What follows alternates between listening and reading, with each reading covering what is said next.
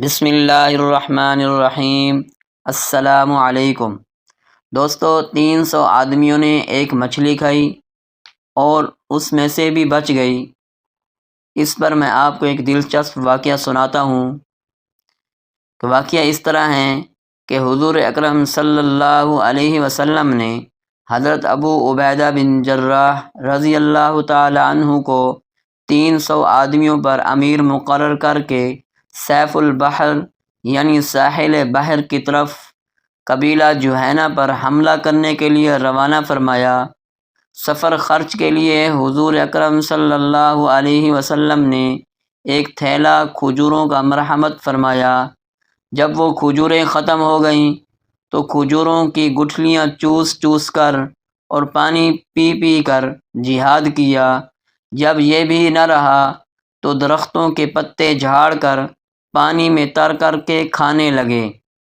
بالآخر ایک روز دریا کے کنارے پہنچے۔ بھوک شدت سے لگی ہوئی ہے۔ اچانک ایک غیبی عنایت کا کرشمہ ہوا۔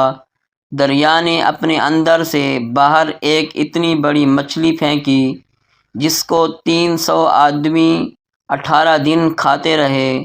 صحابہ کرام رضی اللہ تعالی عنہم فرماتے ہیں کہ اسے کھا کر ہمارے جسم توانا اور تندرست ہو گئے۔ اس مچھلی کا نام عنبر تھا۔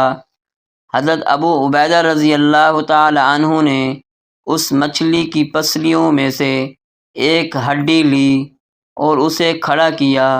لشکر میں سب سے بڑا آدمی چن کر سب سے بڑے اونٹ پر بٹھایا اور حکم دیا کہ اس ہڈی کے نیچے سے گزرو۔ چنانچہ وہ گزرے تو سوار کا سر بھی اس ہڈی سے نہ لگا۔ فرماتے ہیں کہ مدینہ منورہ واپس آئے۔